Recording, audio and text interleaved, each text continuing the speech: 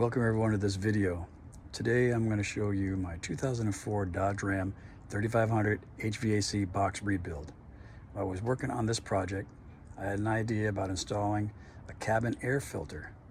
If there was an easy way to modify the box to accept a standard, kind of inexpensive over-the-counter air filter, sort of like this one. So in this video, I'm going to show you what I decided to do to the box, how to modify it, so that would install this filter into the recirculation part of the box, like this. So just stick around and enjoy the video. Hey everybody, just want to show you what I got going on here with my 2004 Dodge Ram 3500 third generation HVAC housing. I just took this out of the truck, did a complete rebuild, which included all new foam, OEM foam, blend doors from Blendor USA. Did the heater core, evaporative cooler, and just checked all the motors.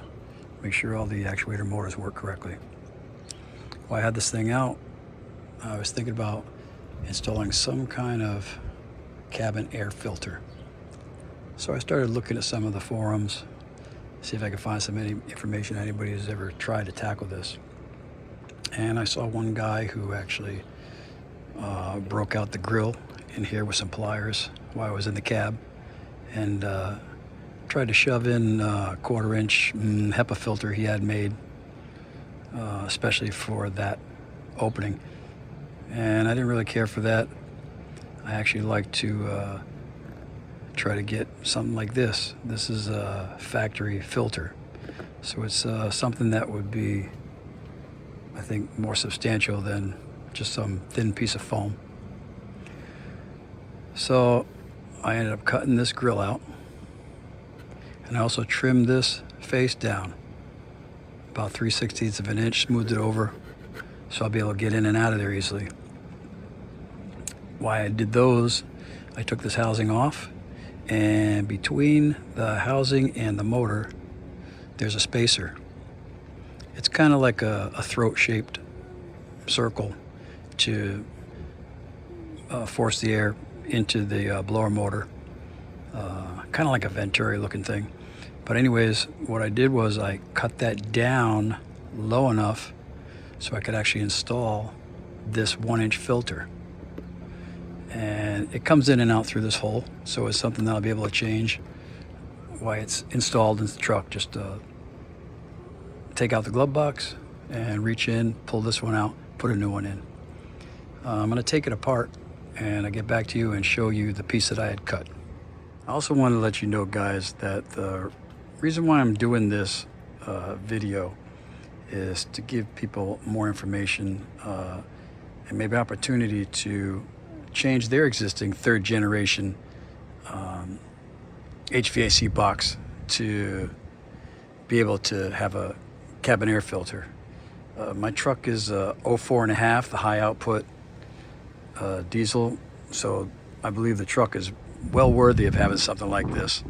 And I'm just surprised that Dodge never came up with a good solution to just get a cabin filter in here.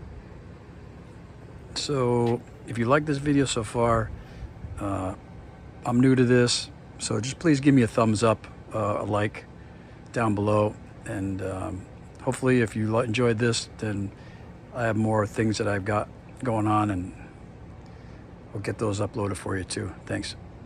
Okay, so here we are back at the housing, and I've already disassembled it. I removed 2 screws here, took the actuator motor off, set that aside. There's 2 screws here in the front of the box, which would be right behind the glove box. And then around the back side, there's 2 clips. When you loosen those clips up, this comes right off.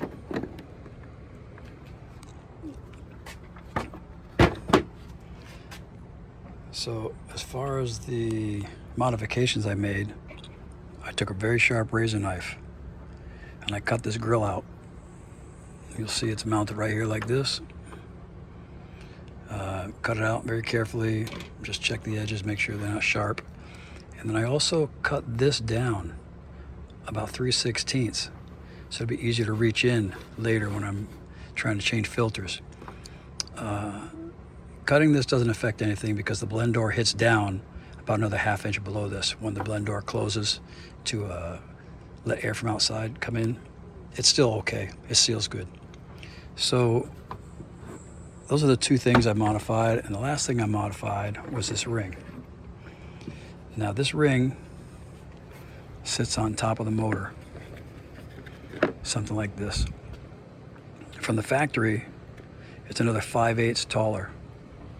So what I did was I marked it and removed 5/8 of an inch off the bottom, exactly.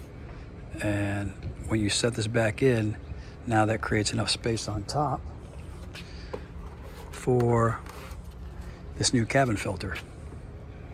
So when you slide the cabin filter in, it won't hit the new blend door. When the blend door opens and closes, it won't hit it. There's enough space. I'll show you how I got that.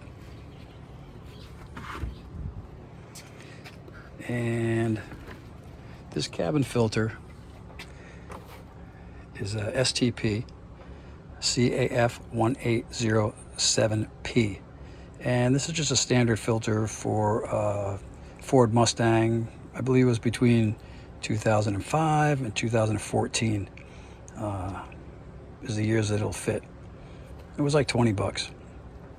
I had to do one modification to this all.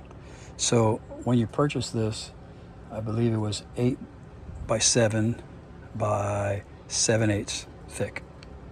So the 8 inch is perfect. That fits right into the housing. But the 7 inch is a little too wide. It actually needs to be cut down to 6.5. So all I did was I trimmed one side. I took 1/2 inch off here. So now it's 8 inches by 6.5 by 7/8. So once you do that modification, you can slide this back in. And this will set back up on top here. See if I can get it started. There. You'll hear it. It'll click right in place. You can put the 2 screws in, which I won't do now. I just want to show you how this fits. You put those 2 screws back in, and then you'll take the blend door, which is the Blend Door USA kit, which I love. It eliminates those plastic pieces that were broken. And on mine, I actually had 3 out of 5 of the doors were broken. So they were just spinning. They weren't really doing anything. So this is a great fix. It was a little pricey, but I'm only going to do it one time. And so I went ahead and spent the money on it. And I'll go ahead and install this door, and then I'll show you how I got the clearance check between the bottom of the door and the top of the filter. So now what I've gone ahead and done is I've reinstalled this blend door. I put the actuator back on. I actually put the bolts back, the screws back in, and I'm ready to put the filter in. So one-handed, let me try it like this. First thing is you want to make sure that it's facing the right way. It says airflow right there. That'll give you the direction the air is coming in from the outside or the cabin, so it's blowing down into the motor. So if you grab this thing, squeeze it like this, and just fit it in, it's a very, very good fit, tight fit. And so what I did was I actually laid this 3/16 drill bit on top of the filter to make sure that I have the clearance. And I actually have more clearance. If you see when the door swings straight down, it's like a quarter.